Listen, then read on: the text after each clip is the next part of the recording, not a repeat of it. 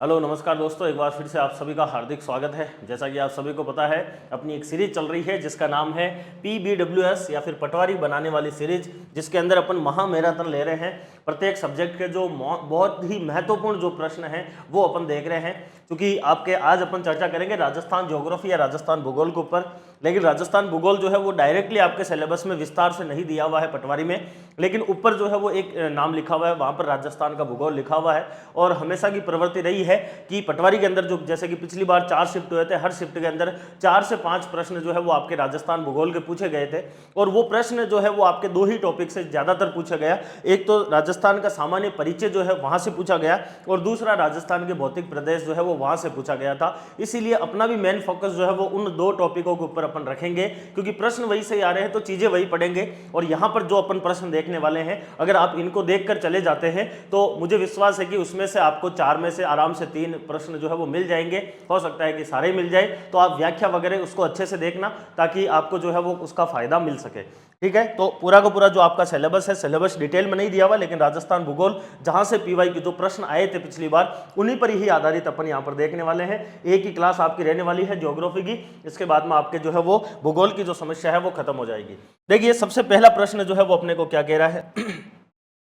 पहला प्रश्न बोल रहा है कि आपको असुमेलित जो है उस विकल्प का चयन करना है। एक तरफ आपको नदियां दे रखी है, दूसरी तरफ आपको उद्गम स्थल दे रखा है कि कौन सी नदी जो है वो कहां से निकल रही है, उसका आपको असुमेलित विकल्प का चयन करना है। एक नंबर पर है कोठारी नदी, दिवेर की पहाड़ियां। दिवेर जो है वो आपके दर्रा भी पड़ता है, जो कि राजसमंद में आता है, और राजसमंद के अंदर जो आपके दिवेर पड़ता है वहां से एक नदी निकलती है कोठारी। और ये कोठारी जो नदी है ये किसकी सहायक नदी है, आपके बनास की सहायक नदी है। इसी कोठारी नदी के ऊपर भीलवाड़ा में मेजा बांध भी स्थित है, तो ये तो एकदम सही सुमेलित है। दूसरी है चंबल नदी, जानापाव हिल्स। जानापाव हिल्स जो है वो आपके कहां पर पड़ती है, मध्य प्रदेश में। वहां से आपके चंबल नदी निकलती है और लास्ट में यमुना के अंदर मिल जाती है। चंबल नदी जो है ये महत्वपूर्ण नदी है, अपने आप में ही जो है वो बंगाल के खाड़ी तंत्र का हिस्सा आती है, तो ये भी एकदम सही सुमेलित है। फिर आती है बाणगंगा नदी और बेराट की पहाड़ियां। बेराट की पहाड़ियां पड़ती है आपके जयपुर के अंदर, और वहां से एक नदी निकलती है जिसका नाम है बाणगंगा। 3 ऐसी नदियां हैं जो कि अपना पानी को बंगाल की खाड़ी में लेकर जाती है, जिसमें एक बाणगंगा है, एक गंभीर नदी है और एक चंबल नदी है। बेराट की पहाड़ियों से बाणगंगा नदी निकलती है, जिसको अर्जुन की गंगा भी बोलते हैं, जिसको ताला नदी भी बोलते हैं। एकमात्र ऐसी नदी है राजस्थान की जिसकी कोई सहायक नदी जो है वो नहीं है, और रुंडित सरिता के नाम से भी ये जानी जाती है। ये एकदम सही सुमेलित जो है वो इसके अंतर्गत आता है। फिर चौथे नंबर पर लिखा हुआ है काकनी नदी। ध्यान रखना है, ये काकनी नदी है। इसी नदी को काक नदी भी बोलते हैं, इसी नदी को मसूरदी नदी भी बोला जाता है।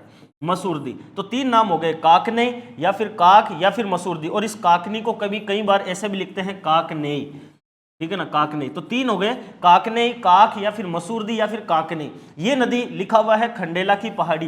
खंडेला की पहाड़ी कहां पर पड़ती है, आपके सिक्कर के अंदर पड़ती है। लेकिन खंडेला की पहाड़ी से ये नदी नहीं निकलती है, क्योंकि काकने काक जो नदी है ये एक गांव पड़ता है जिसका नाम आता है कोटड़ी, और कोटड़ी गांव पड़ता है आपके जैसलमेर में। वहां से एक नदी निकलती है जिसका नाम आता है काक नदी या फिर काकने नदी, जो कि जाकर एक झील के अंदर गिरती है, जिस झील का नाम है बुज। और ये बुज झील भी जैसलमेर में ही है। और यहाँ तक तो ये नदी कहलाती है काकने या फिर काक, और यहाँ तक ये रहती है मीठी। जैसे ही ये इस बुज झील से वापस निकलती है तो नदी का नाम बदल जाता है, और नदी का नाम हो जाता है आपके मसूरदी नदी। यहाँ तक तो है काक नदी, और आगे हो जाती है मसूरदी नदी। यहाँ पर ये नदी खारी हो जाती है, यहाँ पर ये मीठी रहती है। ये नदी है जो जैसलमेर से संबंधित है और आपके कोटड़ी गांव से निकलती है। खंडेला की पहाड़ियों से एक नदी, ये अंतःप्रवाही नदी है, और खंडेला की पहाड़ियों से एक नदी निकलती है जिसका नाम है कांतली नदी। क्या नाम है, कांतली नदी, वो अलग है। ये कांतली नदी है, जिसको कई बार ले की जगह पर टे भी लिख दे तो कांतली भी हो जाता है। तो कांतली नदी जो है ये निकलती है खंडेला की पहाड़ियों से, जो सिक्कर और झुंझुनू में प्रवाहित होती है। एक प्रकार की अंतःप्रवाही नदी है। इसका मतलब इसमें जो है वो गलती क्या है कि इसमें जो है वो आपके काकनी नदी जो है वो कोटड़ी गांव जैसलमेर आना चाहिए था। राइट आंसर इसका ऑप्शन नंबर डी हो जाएगा। अगला प्रश्न देखिए, चूलिया जलप्रपात जो है ये राजस्थान के अंदर कहां पर स्थित है। कौन सा, चूलिया जलप्रपात। राजस्थान के अंदर मुख्य रूप से अपन 2-3 जो है वो जलप्रपात याद रखते हैं, जिसमें एक चूलिया आता है, एक मेनाल नाम से भी जो है वो आपके झरना आता है। तो चूलिया जो है ये कहां पर स्थित है, तो चूलिया जो है ये आपके चंबल नदी के ऊपर स्थित है, पहली चीज। और चंबल नदी पर कहां पर स्थित है, तो चित्तौड़गढ़ के अंदर स्थित है। तो चित्तौड़गढ़ चंबल नदी के ऊपर स्थित है आपका कौन सा, चूलिया जलप्रपात। राइट आंसर जो है वो इसका क्या होगा, चंबल नदी जो है वो सही हो जाएगा। बाकी बनास, माही, लूणी नहीं होगा। निम्न में से जो है वह आपके कौन से जिले के अंदर जो है वो राजस्थान में मुख्यतः बीहड़ जो है वो प्रभावित क्षेत्र है। बीहड़ किसको कहते हैं, तो जो चंबल नदी प्रवाहित होती है उस चंबल नदी में आकर जब पानी मिलता है तब वो छोटी छोटी सहायक नदियां जो है वो अपने साथ में मिट्टी को जो है वो प्रवाह करके लेकर आ जाती है, जिसकी वजह से एक अपर्दन होता है मृदा का, जिसको बोलते हैं अवनालिका अपर्दन या फिर गली इरोजन के नाम से वो जाना जाता है। और उस अवनालिका अपर्दन जो है ये चंबल नदी में कई वर्षों से हो रहा है, इस वजह से वो अब छोटी छोटी नालियां नहीं रही है, वो एक बड़े बड़े जो है वो नाले बन गए हैं और उन नालों को ही जो है वो स्थानीय भाषा में बीहड़ के नाम से जाना जाता है। ठीक है, अपन गग्गर नदी के बारे में भी पढ़ते हैं कि गग्गर नदी में भी जो है वो अवनालिका अपर्दन होता है और उसमें वो छोटी नालियां होती है, इसीलिए गग्गर के मैदान को या गग्गर के बेसिन को जो है वो नाली प्रदेश के नाम से जाना जाता है। तो बीहड़ जो है ये मुख्य रूप से कहां पर है, जहां से आपके चंबल नदी जो है वो प्रवाहित होती है। अगर जैसे अपन बात करें तो चित्तौड़गढ़ में इतना ज्यादा नहीं होता है, जैसे कि आपका कोटा है, जैसे कि बूंदी है, जैसे कि आपका सवाई माधोपुर है, करौली है, धौलपुर है, इन जिलों के अंदर मुख्य रूप से बीहड़ देखने को मिलता है। तो इनमें से अगर आप आंसर देखोगे तो भीलवाड़ा के अंदर चंबल जाती नहीं है, बांसवाड़ा में जाती नहीं है, अजमेर में जाती नहीं है, कोटा, सवाई माधोपुर और धौलपुर, यानी ऑप्शन नंबर बी इसका क्या हो जाएगा, राइट आंसर हो जाएगा। फिर आता है सूची 1 को सूची 2 के साथ में सुमेलित करना है। एक तरफ आपको सूची 1 में सिंचाई परियोजनाएं दे रखी है और सूची 2 में आपको संबंधित राज्य दे रखा है। अब ये बहुउद्देश्य नदी घाटी परियोजनाएं हैं, जैसे कि चंबल नदी के ऊपर जो है वो 2 राज्य मिलकर जो है वो आपके एक परियोजना चला रहे हैं, जिसको बोलते हैं चंबल बहुउद्देश्य नदी घाटी परियोजना। और चंबल नदी जो है वो एमपी और आपके राजस्थान के मध्य बहती है। तो राजस्थान और मध्य प्रदेश ये दोनों जो है वो आपके चंबल के लिए क्या कर रहे हैं, आपके 50-50% की साझेदारी के साथ में ये इस परियोजना को चला रहे हैं। दूसरे नंबर पर है माही बजाज सागर। माही बजाज सागर कह लो या फिर माही बहुउद्देश्य नदी घाटी परियोजना कह लो। माही नदी वैसे एमपी से निकलती है, राजस्थान में आती है, गुजरात में जाती है, लेकिन माही के लिए जो परियोजना है वो राजस्थान और गुजरात जो है ये दोनों चला रहे हैं, जिसमें राजस्थान का हिस्सा जो है वो आपके 45% का आता है और आपके गुजरात का हिस्सा 55% का आता है। ये आपके किसके साथ में मिलान करेगी, राजस्थान और गुजरात के साथ में। फिर आती है व्यास परियोजना। व्यास परियोजना जो है ये भाखड़ा नांगल परियोजना का ही एक और रूप है। भाखड़ा नांगल परियोजना पंजाब, हरियाणा और राजस्थान 3 जो है वो राज्य मिलकर कर रहे हैं उसको, जिसमें राजस्थान की हिस्सेदारी 15.22% है, लेकिन बाद में आईजीएनपी के अंदर पानी चाहिए, इसके लिए जो है वो व्यास परियोजना जो है वो लाई जाती है और व्यास के ऊपर जो है वो एक देहर नाम से एक डैम बनाया जाता है। व्यास नदी को सतलज नदी के साथ में जोड़ा जाता है, इस प्रकार के काम करते हैं। क्योंकि व्यास से पानी जो आईजीएनपी में आएगा उसमें सबसे ज्यादा जरूरत राजस्थान को थी, इसीलिए इसके अंदर राज्य तो वही है, पंजाब, हरियाणा और राजस्थान है, लेकिन इसमें राजस्थान की जो हिस्सेदारी है वो आपके 58.5% की आती है। 58.5% अकेले राजस्थान की हिस्सेदारी आती है और व्यास परियोजना PHR पंजाब, हरियाणा, राजस्थान के बीच में आती है।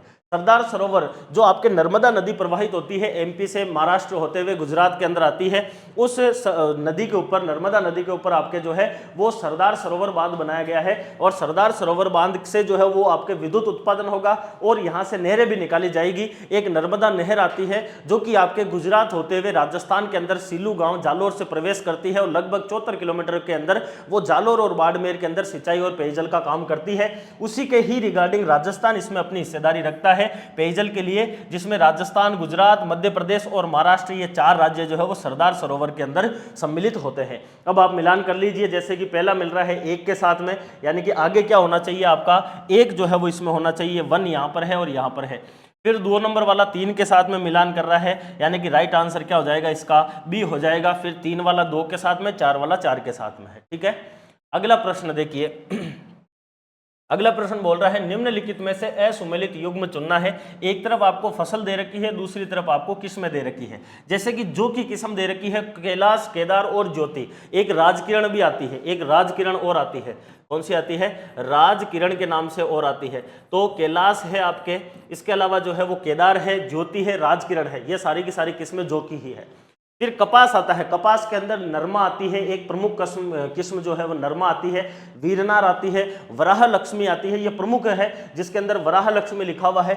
यहाँ पर मंगला और आपके कौन सी लिखी हुई है, मंगला और कोहिनूर लिखी हुई है, ये गेहूं की किस्में हैं। आगे गेहूं लिखा हुआ है तो गेहूं की किस्में हैं। गेहूं की प्रमुख किस्मों के अंदर मंगला है, कोहिनूर है, सोनालिका है, सरबती है और चंबल 65, ये सारी की सारी गेहूं की किस्में हैं।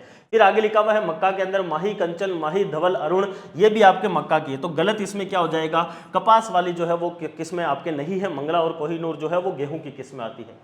फिर देखिए राजस्थान की एकमात्र झील कौन सी है जिसे इंदिरा गांधी जो आपके नहर परियोजना है उससे पानी मिलता है। तो आईजीएनपी जो राजस्थान के पश्चिम के अंदर जो है वो आपके आईजीएनपी प्रवाहित होती है, उससे एक नहर निकलती है, लिफ्ट नहर निकलती है पेयजल के लिए, जिसका नाम क्या आता है आपके राजीव गांधी लिफ्ट नहर। राजीव गांधी लिफ्ट नहर के नाम से ये जानी जाती है। और इस नहर से जो है वो पानी कहाँ पर डाला जाता है, इस नहर से पानी जो है वो जोधपुर जिले के अंदर एक झील स्थित है जिसका नाम क्या आता है, कायलाना झील आता है। उस कायलाना के अंदर जो है वो पानी डाला जाता है। तो राइट आंसर इसका क्या होगा, कायलाना झील होगा। कोलायत जो झील है ये आपके कहाँ पर है, बीकानेर में है। और पचपदरा झील कहाँ पर है, बाड़मेर में है। लूणकरणसर कहाँ पर है, आपके बीकानेर के अंदर जो है वो आ जाती है। ठीक है, कायलाना जोधपुर के अंदर आ जाएगी। अगला देखिए, निम्नलिखित कथनों के ऊपर विचार करना है आपको। जैसे कि सबसे पहला कथन लिखा हुआ है, डॉक्टर रामलोचन सिंह RL सिंह जो है उन्होंने राजस्थान को भौगोलिक दृष्टि से 2 वृहद, 4 मध्यम और 8 लघु प्रदेशों में बांटा है।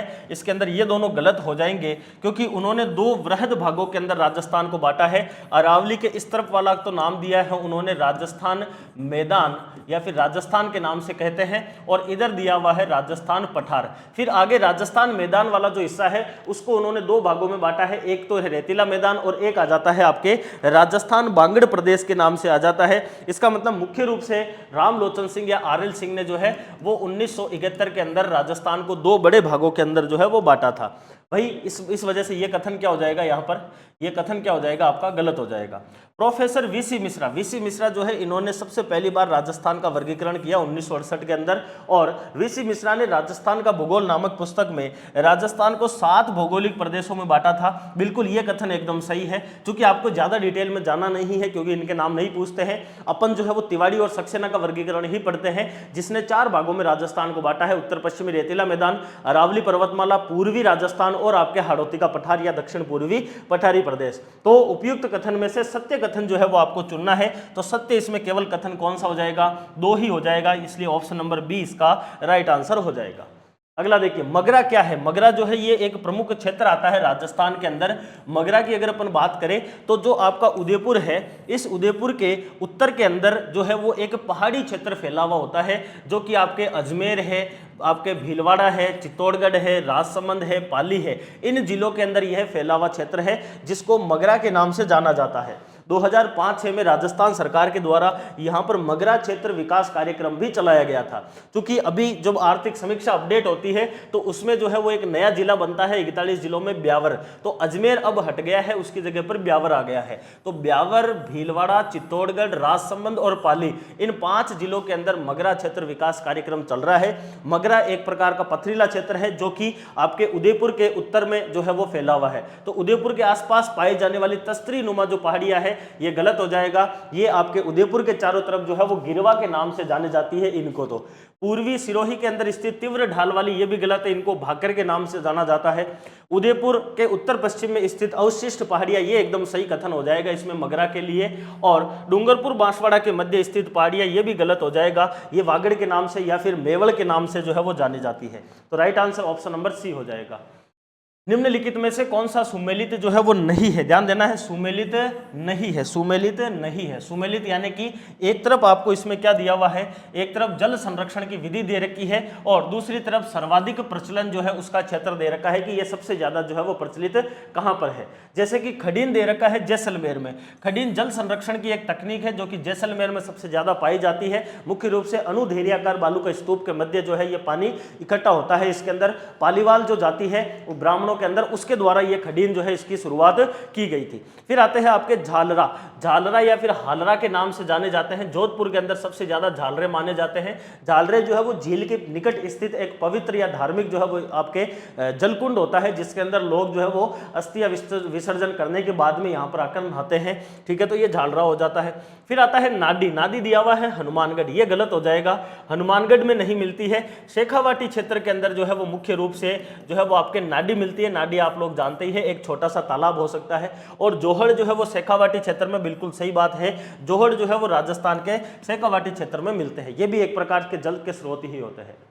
2011 की जनगणना के अनुसार निम्न में से कौन सा युग्म जो है वो सर्वाधिक और आपके न्यूनतम अनुसूचित जाति यानी कि एससी कम्युनिटी की बात कर रहा है, उसके जनसंख्या के प्रतिशत वाले जिले को दर्शा रहा है, यानी कि प्रतिशत के हिसाब से जो है वो आपके मैक्सिमम और मिनिमम कहां पर है ये आपको बताना है। तो मैंने कहा था कि राजस्थान के जब जनगणना के अंदर आपके किसकी बात हो, अनुसूचित जाति की अगर बात आती है यानी कि एससी कम्युनिटी की बात आती है, तो अपन दो चीजें याद रखते हैं, एक आता है मैक्सिमम और एक आता है आपके मिनिमम। अब ये दो प्रकार से हो सकते हैं मैक्सिमम और मिनिमम, एक हो सकता है संख्या के हिसाब से और एक हो सकता है प्रतिशत के हिसाब से। तब अपन याद रखते हैं जय श्री डूंगर डूंगर, कैसे याद रखते हैं, जय श्री डूंगर डूंगर, जय श्री डूंगर डूंगर, यानी कि मैक्सिमम संख्या के अंदर एससी कम्युनिटी कहां पर है, जयपुर के अंदर है। प्रतिशत के हिसाब से सबसे ज्यादा कहां पर है, श्री गंगानगर में, तो सर्वाधिक कहां पर होगी, श्री गंगानगर के अंदर। फिर मिनिमम जो है वो संख्या के हिसाब से डूंगरपुर में है और प्रतिशत के हिसाब से भी डूंगरपुर में है, तो फिर कहां पर हो जाएगी, डूंगरपुर में, यानी कि ऑप्शन नंबर जो है वो सी इसका राइट आंसर हो जाएगा। जय श्री डूंगर डूंगर के नाम से आप इसको याद रख सकते हैं। अगर आपको एसटी की भी पूछ ले, एसटी कम्युनिटी की अगर पूछ ले, एसटी की अगर आपको किसकी पूछ ले, एसटी कम्युनिटी पूछ ले, तब आपको याद रखना है ऊ बा बी और ना, ये चार शब्द याद रखने हैं, ऊ बा बी ना। ये है सेम टू सेम वैसे ही संख्या के हिसाब से है, ठीक है, और ये कैसे हैं आपके प्रतिशत के हिसाब से।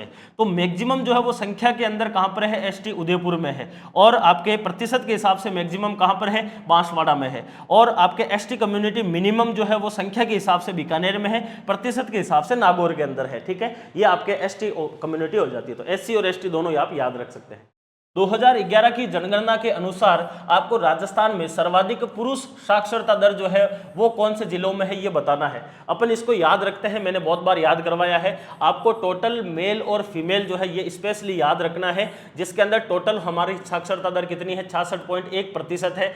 मेल की कितनी है, 79.2% है, और फीमेल की कितनी है, 52.1% है। राजस्थान के अंदर सर्वाधिक जो साक्षरता दर है वो कौन से जिलों की है, 3 जिलों की। तो पहले नंबर पर आता है आपका कोटा, दूसरे नंबर पर आता है जयपुर, तीसरे नंबर पर आता है झुंझुनू, ठीक है, कोटा, जयपुर, झुंझुनू। और फीमेल के अंदर भी एज इट इज यही है, यानी कि फीमेल में भी जो है वो कोटा, जयपुर और फिर झुंझुनू आता है तीसरे नंबर पर। अब आपको अगर पूछ लिया जाए कि आपको मेल की कौन सी है, तो मेल के अंदर झुंझुनू को इन दोनों के ऊपर रख देना है, यानी कि मेल के अंदर सबसे ज्यादा झुंझुनू है और इसको ऊपर रख दिया तो फिर कोटा और फिर जयपुर आएगा, यानी कि फिर आ जाएगा आपका कोटा और फिर आ जाएगा जयपुर। आपको किसकी पूछी हुई है, पुरुष साक्षरता दर बतानी है, तो झुंझुनू, कोटा, जयपुर ऑप्शन में होना चाहिए। झुंझुनू, कोटा, जयपुर, ये बाद में भले सिक्कर आ जाए तो कोई दिक्कत नहीं है, आपको जो है वो इस हिसाब से बताना है। ऑप्शन नंबर सी जो है वो इसका क्या हो जाएगा, राइट आंसर यहां पर हो जाएगा। अगला देखिए, निम्नलिखित में से किसे बौद्ध सर्किट जो है उसमें शामिल किया जाता है। अब बौद्ध सर्किट का मतलब हो गया कि बौद्धों से जुड़ा हुआ, बौद्ध धर्म से जुड़े हुए हमारे यहाँ पर राजस्थान में स्थल कौन कौन से हैं, ये आपको इसमें मुख्य रूप से बताने हैं। तो अपन बेराट की सभ्यता पढ़ते हैं तब वहां पर 8 बौद्ध मठ मिलते हैं, इसका मतलब बेराट जो है वो इससे संबंधित आता है। झालावाड़ के अंदर एक गुफा मिलती है जहां पर भी किस चीज के साक्ष्य मिलते हैं, आपके इनके जो है वो बौद्ध धर्म से संबंधित साक्ष्य मिलते हैं, ठीक है।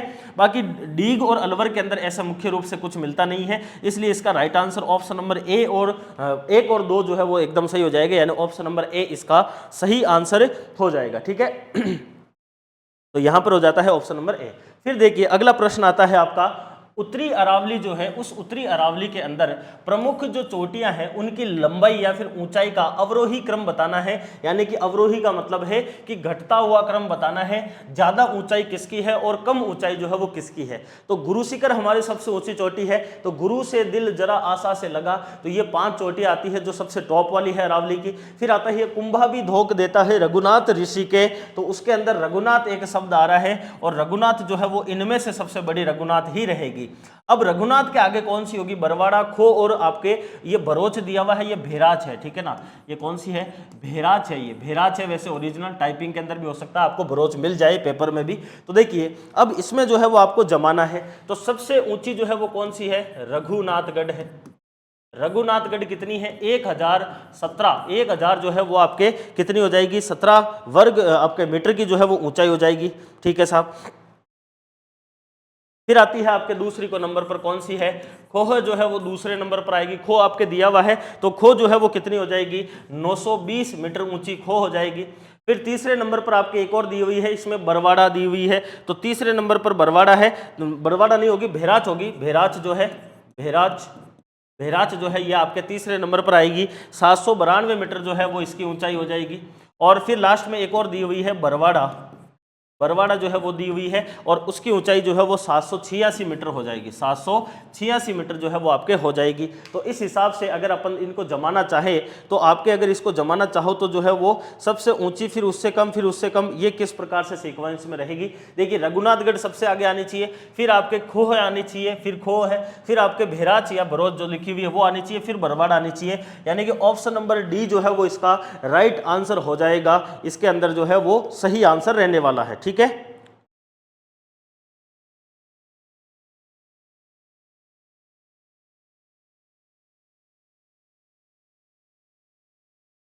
ये 1017 नहीं है, ये 1055 है। तो इसको भले चेंज कर लीजिए तो भी टॉप पर तो यही रहेगी। 920 है और 792 है और 786 है। इस हिसाब से आप सीक्वेंस में सेट कर सकते हैं। निम्न में से कौन जो है वो आपके सुमेलित नहीं है, यानी कि गलत सुमेलित जो है वो इनमें से कौन सा है, यह आपको इसके अंदर बताना है कि निम्न में से कौन सा सही सुमेलित नहीं है। एक तरफ राजस्थान के जैव विविधता केंद्र है, दूसरी तरफ उनकी अवस्थिति दे रखी है। मरु वन प्रशिक्षण केंद्र जो है वो कहां पर है, जोधपुर में है, बिल्कुल सही बात है। केंद्रीय गोडावण प्रजनन केंद्र कहां पर है, आपके जोधपुर में है, बिल्कुल सही बात है। विश्व वानिकी वृक्ष उद्यान जो है वो कहां पर है, आपके झालाना जयपुर में है, बिल्कुल सही बात है। और एक दिया हुआ है राजस्थान वानिकी एवं वन्य जीव प्रशिक्षण संस्थान, ये उदयपुर में नहीं है और ये संस्थान भी कहां पर है, आपका जयपुर के अंदर ही स्थित है। इसलिए इसका राइट आंसर जो है वो असुमेलित में ऑप्शन नंबर डी हो जाएगा। ये जैव विविधता वगैरह इनसे जुड़ा हुआ है तो आपको हो सकता है कि संभवतः पूछ लिया जाए। अगला प्रश्न देखिए, अगला प्रश्न आपके आता है। अगला प्रश्न क्या कह रहा है, निम्नलिखित कथनों के ऊपर विचार करना है। उदयपुर के अंदर स्थित हाथीगुड़ा का जो दर्रा है वो अरावली का ही एक प्रमुख दर्रा है। तो बिल्कुल ये बात सही है, क्योंकि उदयपुर के अंदर जो है वो आपके आपके फैला हुआ है, अरावली पर्वतमाला फैली हुई है। और अरावली के अंदर अपन जो है वो हाथीगुड़ा की नाल या हाथीगुड़ा दर्रा पढ़ते हैं, जो कि पाली को किसके साथ में जोड़ता है, उदयपुर के साथ में जोड़ता है। तो इसका मतलब ये है उदयपुर का ही एक हिस्सा और अरावली का अंदर प्रमुख दर्रे के रूप में आता है, बिल्कुल सही बात है। अगला दिया हुआ है आपके जेतवास का जो दर्रा है, ये भी अरावली जो पर्वत श्रेणी है उसका एक दर्रा है। ये गलत हो जाएगा, क्यों हो जाएगा, क्योंकि अपन बूंदी के अंदर जो है वो आडा वाला एक पर्वत है, जिसके अंदर अपन बूजेराला के नाम से, बूजेराला के नाम से 4 दर्रे पड़ते हैं, जो कि आडा वाला पर्वत में फैले हुए हैं। आडा वाला पर्वत कहां पर है, बूंदी जिले के अंदर स्थित है। तो आडा वाला के अंदर 4 दर्रे हैं। एक आता है बू जे और रा ला, यानी कि बू का मतलब आता है बूंदी दर्रा, एक कौन सा आता है, बूंदी दर्रा। फिर दूसरा आता है जेतवास दर्रा, दूसरा कौन सा आता है, जेतवास दर्रा आता है। फिर तीसरा आता है आपके रामगढ़ दर्रा, रामगढ़ या खटगढ़ दर्रा भी बोलते हैं। और फिर आता है आपके लाखेरी दर्रा, लाखेरी दर्रा। तो इसमें 4 दर्रे हैं। तो जेतवास जो है वो कहाँ का है, बूंदी का है। और आडा वाला जो पर्वत है ये अरावली का डायरेक्टली हिस्सा नहीं आता है, इसलिए इसमें ये कथन गलत होगा। तो इन कथनों के ऊपर विचार करके सही कथन बताना है। तो सही कथन इसमें केवल ऑप्शन नंबर 1 यानी ए इसमें राइट आंसर होगा, केवल 1 वाला। संगत का चयन करना है। देखिए इसमें से सही कौन सा सुमेलित है। अजमेर के लिए लिखा हुआ है मोर और खरमोर। वैसे तरीके से जो मोर है ना, ये मोर किसका है, आपके ये जिला शुभंकर की बात हो रही है। एक तरफ जिला शुभंकर है, दूसरी तरफ जिले दिए हुए हैं। मोर जो है वो आपके भीलवाड़ा का है, लेकिन यहाँ पर चूंकि साथ में ही खरमोर दिया हुआ है तो खरमोर जो है ये अजमेर का है, इसलिए ये इसमें सही सुमेलित आप मान सकते हो। राजहंस जो है ये किसका है, राजहंस जो है ये आपके नागौर का है, यहाँ पर दिया हुआ है भीलवाड़ा, इसलिए गलत हो गया।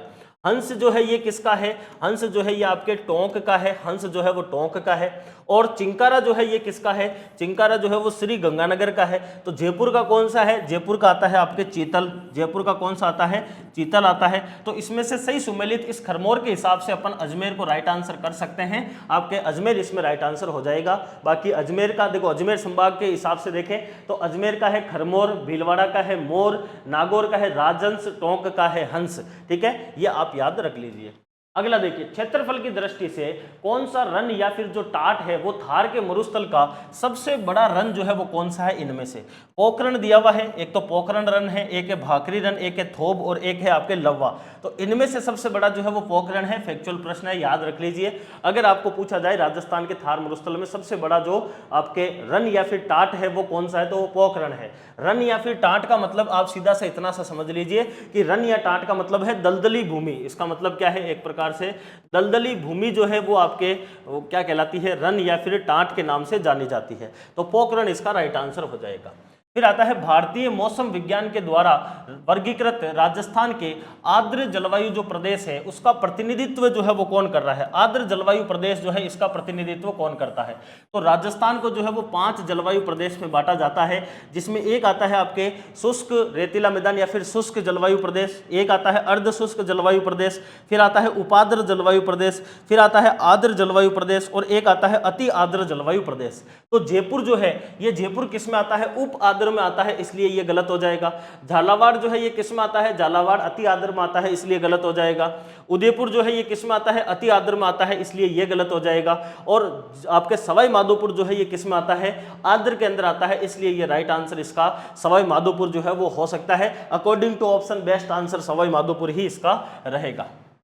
निम्नलिखित कथनों के ऊपर विचार करना है और नीचे दिए गए जो भी कोट है उनमें से आपको सही उत्तर जो है उसका चयन करना है। अनुप्रस्थ बालू का स्तूप चूरू और आपके झुंझुनू के अंदर जो है वो मिलते हैं, बिल्कुल सही बात है। अनुप्रस्थ और अनुधैर्याकार बालू का स्तूप 2 प्रमुख बालू का स्तूप है राजस्थान में।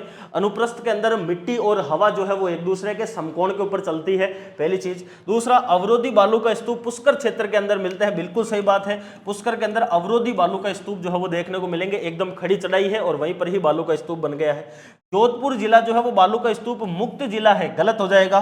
जोधपुर के अंदर प्रमुख रूप से अनुधैर्याकार या फिर अर्धचंद्राकार बालू का स्तूप मिलते हैं, इसलिए यह कथन गलत है। तो इसमें से सही कौन सा होगा, ए और बी जिसमें है वही राइट आंसर होगा, यानी कि ऑप्शन नंबर जो सी है वो इसका क्या हो जाएगा, सही आंसर हो जाएगा।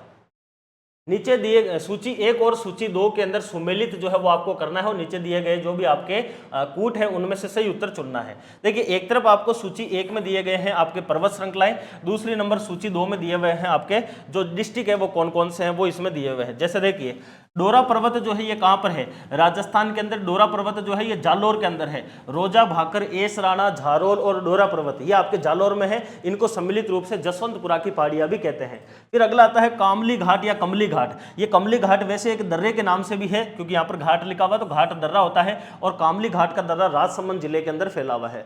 हर्ष की पहाड़ियां जो है ये कहाँ पर है आपका, ये आपके है सिक्कर के अंदर है। आपके रेवासा की पहाड़ियां, खंडेला की पहाड़ियां, हर्ष की पहाड़ियां ये सिक्कर में है। और हाथी नाल जो है वो भी अपन ने देखा था, हाथी गुड्डे की नाल जो है वो आपके उदयपुर में। तो आप इसको ऐसे मिलान कर लीजिए कि डोरा पर्वत जो है वो किसमें, आपके जालोर के साथ में, कामली घाट जो है वो किसमें है, राजसमंद में है, हर्ष की पहाड़ियां जो है वो आपके सिक्कर में है, और हाथी गुड्डा की नाल जो है वो आपके उदयपुर में है। तो 4 3 1 2 राइट आंसर होना चाहिए। 4 3 1 2 4 3 2 1 4 3 1 2 यानी ऑप्शन नंबर डी इसका सही आंसर हो जाएगा। सही कथन जो है उसका चुनाव करना है।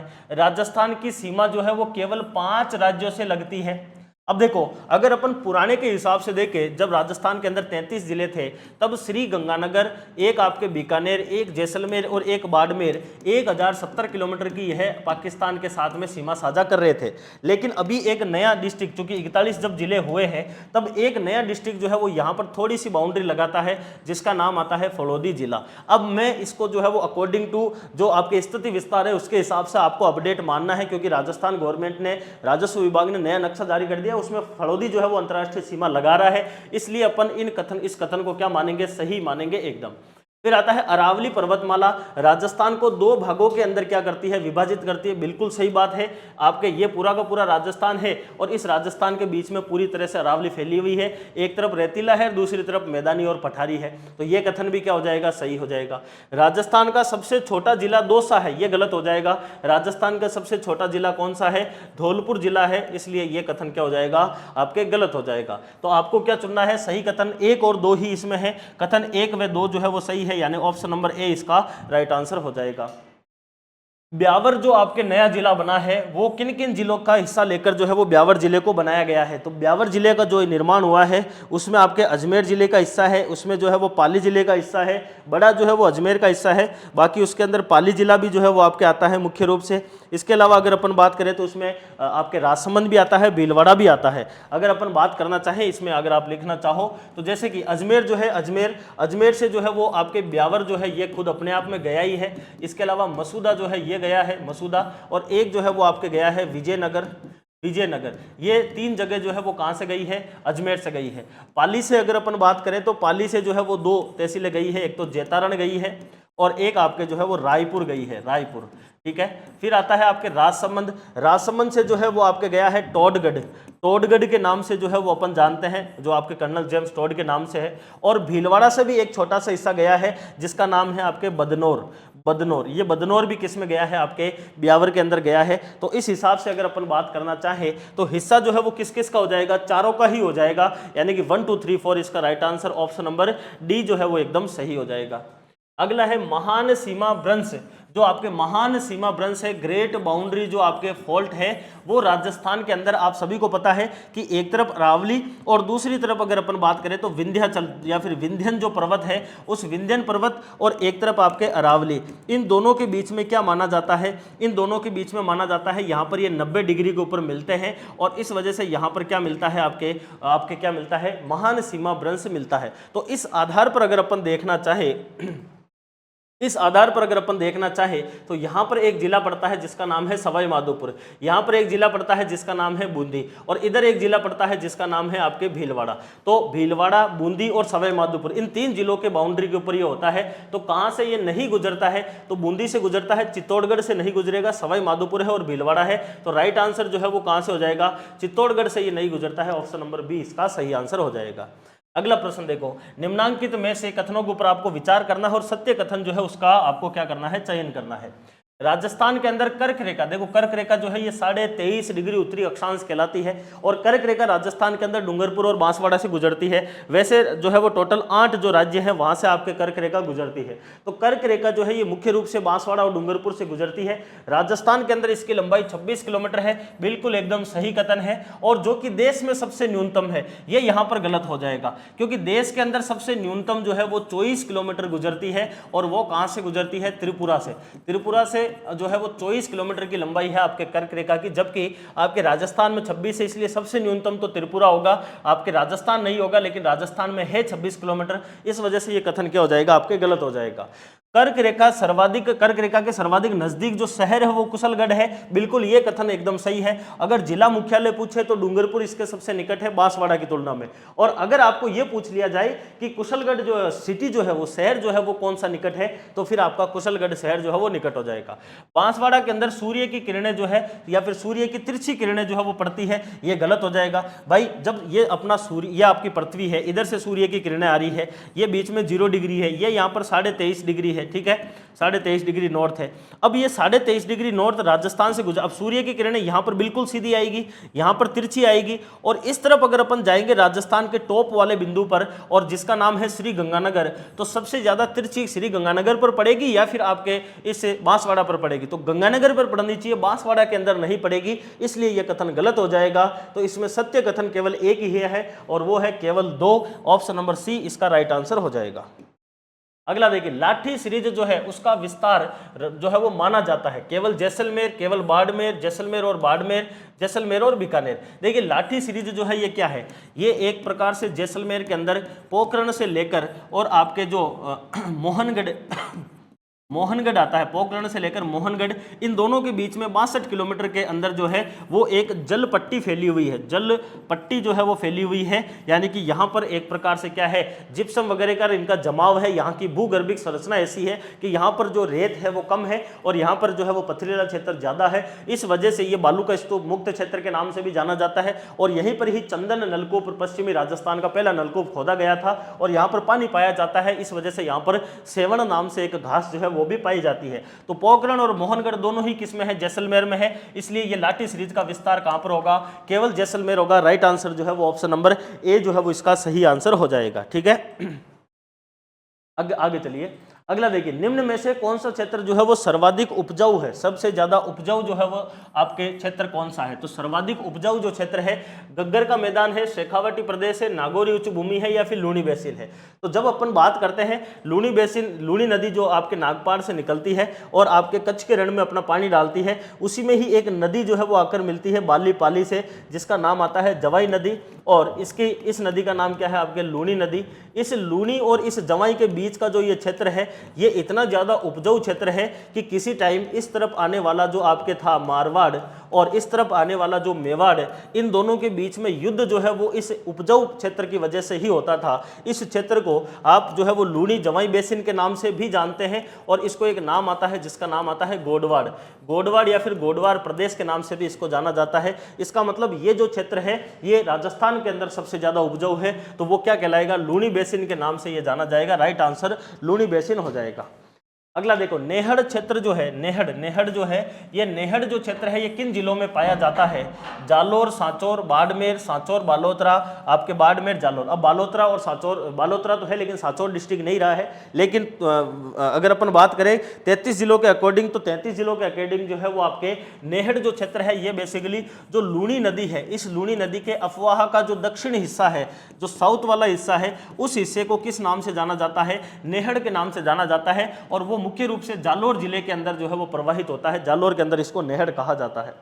ठीक है। अगला देखिए, राजस्थान के अंदर जो है वो निम्नलिखित जिलों को उत्तर से दक्षिण की तरफ आपको जमाना है, नॉर्थ टू साउथ की ओर आपको जमाना है। देखिए सबसे पहले दिया हुआ है श्री गंगानगर, ये श्री गंगानगर सबसे उत्तर में आ जाएगा।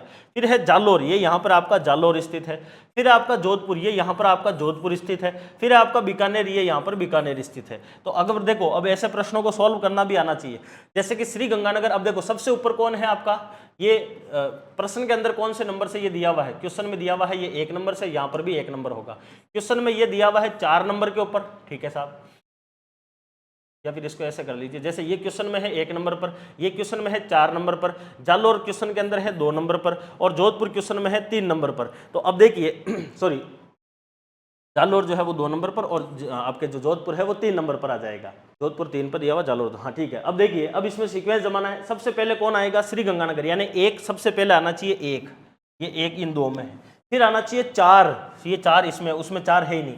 फिर आना चाहिए 3, ये 3 इसमें है। फिर आना चाहिए 2, ये 2 इसमें आ गया। तो ऑप्शन नंबर सी इसका राइट आंसर हो जाएगा। भाई उत्तर से दक्षिण आपको जिलों को जमाना है, कोई ज्यादा इतनी माथापोड़ी वाला काम है नहीं। अगला प्रश्न देखो, निम्न में से कौन सा जिला गुजरात के साथ जो है वो सीमा नहीं बनाता है? गुजरात के साथ सीमा की जब बात आती है तो अपन राजस्थान के अंदर जो है वो दक्षिणी राजस्थान की बात करते हैं, और गुजरात की जो सीमा है वो यहाँ पर आपके एक जिला स्थित है जिसका नाम है बांसवाड़ा, वो यहाँ से सीमा बनाता है। बांसवाड़ा के बाद में डूंगरपुर जो जिला है वो इसमें सीमा बनाता है, फिर उदयपुर जिला सीमा बनाता है, फिर सिरोही जिला आता है, फिर आपके जालोर जिला आता है, और फिर आपके बाड़मेर जिला आता है। ठीक है, बाड़मेर सबसे कम सीमा बनाता है। तो ये जिले 6 जिले ऐसे हैं जो कि किसके साथ में, आपके गुजरात के साथ में जो है वो सीमा बनाते हैं। 1022 किलोमीटर की यह बाउंड्री टोटल बनाते हैं। अब आपको पूछ रहा है कौन सा नहीं है? देखो जालोर है क्या उसमें? बिल्कुल जालोर है। उदयपुर है क्या? बिल्कुल उदयपुर है। प्रतापगढ़ है क्या? प्रतापगढ़ नहीं है। बांसवाड़ा है? बिल्कुल है। तो कौन सा नहीं बनाता है? प्रतापगढ़ नहीं बनाता है। Right answer Pratapgarh. राजस्थान के जिलों व उनके गठन के संबंध में आपको असुमेलित जो आपका युग्म है वो आपको चुनना है। एक तरफ जिले का नाम है, दूसरी तरफ आपके गठन दिए हुए हैं। देखिए 12 जिला दिया हुआ है आपके 10 अप्रैल 1991, बिल्कुल सही है। 12 के साथ में दौसा भी एक बनता है, 12 भी बनता है, और आपके राजसमंद बनता है। ये 3 जिले बनते हैं, दौसा, 12, राजसमंद, 2-12 के नाम से याद रखना है। ये तीनों जिले 10 अप्रैल 1991 के दिन ही जो है वो बनाए जाते हैं। फिर आता है आपका हनुमानगढ़। 19 जुलाई 1994 को हनुमानगढ़, ये 19 नहीं है, ये 12 जुलाई के दिन बनता है। कब? 12 जुलाई 1994 के दिन हनुमानगढ़ बनता है। धौलपुर जो है ये 15 अप्रैल 1982 को, बिल्कुल ये सही बात है। धौलपुर जो है ये आपके भरतपुर से अलग होकर 15 अप्रैल 1982 को बनता है। और फिर है आपका सलूम्बर 7 अगस्त 2023 को, बिल्कुल सही बात है। ये 7 अगस्त 2023 के दिन सलूम्बर को एक नए डिस्ट्रिक्ट के रूप में बना दिया जाता है। ये इसका घोषणा जो है वो 5 अगस्त को होती है। 7 अगस्त के दिन जो है वो आपके उसमें आता है नोटिफिकेशन में, गजट में, इसलिए ये 7 अगस्त इसका राइट आंसर होगा। तो अब देखिए असुमेलित कौन सा है? तो 12 की जगह पर 19 दिया हुआ है। हनुमानगढ़ इसमें जो है वो असुमेलित के रूप में जाना जाएगा। अगला आता है भोराट के पठार की ऊंचाई कितनी है? भाई भोराट का जो पठार है इसकी ऊंचाई कितनी है? अपन जानते हैं कि उड़िया का पठार जो है ये राजस्थान का क्या है, सबसे ऊंचा पठार कौन सा है? उड़िया का है, जो कि कहां पर स्थित है? आपके सिरोही जिले के अंदर स्थित है।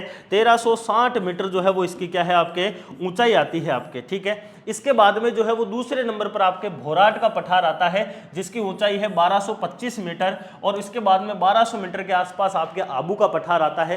तो अपन भोमट का पठार और भोराट का पठार 2 पढ़ते हैं। भोराट का जो पठार है ये मुख्य रूप से कहां पर फैला हुआ है? तो राजसमंद और उदयपुर के बीच में जो है वो आपके भोराट का पठार आता है, जबकि भोमट का पठार जो है वो सिरोही, उदयपुर और डूंगरपुर में फैला हुआ है। निम्नलिखित में से दो राज्यों के साथ में, ध्यान देना है, दो राज्यों के साथ में अंतर्राज्यीय सीमा बनाने वाले जिलों का सही युग्म कौन सा है। देखो दो राज्यों के साथ में बाउंड्री बननी चाहिए। हनुमानगढ़ किसके साथ में बाउंड्री बनाता है, पंजाब के साथ में, और किसके साथ में बनाता है, हरियाणा के साथ में। बांसवाड़ा किसके साथ में बनाता है, गुजरात के साथ में। एक तो आता है आपका गुजरात और दूसरा कौन सा आता है आपके एमपी के साथ में। भीलवाड़ा किसके साथ बनाता है, केवल एमपी के साथ में। तो तीनों के तीनों नहीं है, ये दो तो दो के साथ में है, इस वजह से ये गलत हो जाएगा।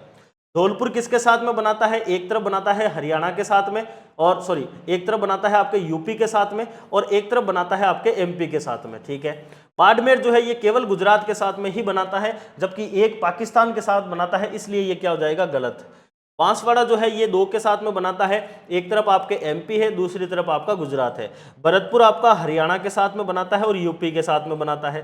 हनुमानगढ़ जो है वो आपके पंजाब के साथ में और हरियाणा के साथ में। ये तीनों जिलों का वो युग्म है जो दो राज्यों के साथ में सीमा बनाता है, इसलिए राइट आंसर ये होगा। भरतपुर जो है वो हरियाणा और यूपी, धौलपुर जो है वो यूपी और एमपी, लेकिन राजसमंद जो है वो किसी के साथ भी सीमा नहीं बनाता है, एक प्रकार का अंत्यवर्ती जो है वो जिला है, इसलिए right answer option number C होगा। निम्नलिखित में से अंत्यवर्ती जो जिले हैं उनका सही युग्म कौन सा है, यानी ऐसे जिले जो ना तो किसी राज्य के साथ में सीमा बनाते हैं ना ही किसी देश के साथ में सीमा बनाते हैं। बूंदी जिला जो है ये किसी के साथ सीमा नहीं बनाता है, बिल्कुल सही है। जोधपुर भी किसी के साथ सीमा नहीं बनाता है, लेकिन प्रतापगढ़ जो है ये मध्य प्रदेश के साथ सीमा बनाता है, इसलिए ये आपके क्या हो जाएगा, गलत। टोंक जो है ये किसी के साथ सीमा नहीं बनाता है। अजमेर किसी के साथ नहीं बनाता है, लेकिन करौली जो है वो एमपी के साथ सीमा बनाता है, इसलिए ये गलत हो जाएगा। भीलवाड़ा जो है ये एमपी के साथ सीमा बनाता है, इसलिए यहीं पर ही गलत हो गया। राजसमंद जो है ये किसी के साथ में सीमा नहीं बनाता है, राजसमंद। टोंक भी किसी के साथ नहीं बनाता, जोधपुर भी किसी के साथ नहीं बनाता है। ऑप्शन नंबर डी इसका क्या हो जाएगा, राइट आंसर हो जाएगा। राजस्थान का वह संभाग, अब देखना बात कर रहा है संभाग की, जो कि अंतरराष्ट्रीय यानी किसी देश के साथ और अंतरराज्य यानी किसी राज्य के साथ साथ जो है वो अंत्यवर्ती जिले, यानी कि तीनों की तीनों कंडीशन उसमें होनी चाहिए। ऐसे संभाग कौन सा है जिसके जिले किसी देश के साथ भी सीमा बना रहे हैं, किसी राज्य के साथ भी सीमा बना रहे हैं और आपके बिना किसी के साथ सीमा बनाने वाले जिले भी आते हैं। जैसे जयपुर की अगर अपन बात करें तो जयपुर इधर आ जाएगा, ये राज्य के साथ बनाता है, अंत्यवर्ती भी आपको इसमें 200 मिल जाएगा, लेकिन अंतर्राष्ट्रीय सीमा नहीं आएगी।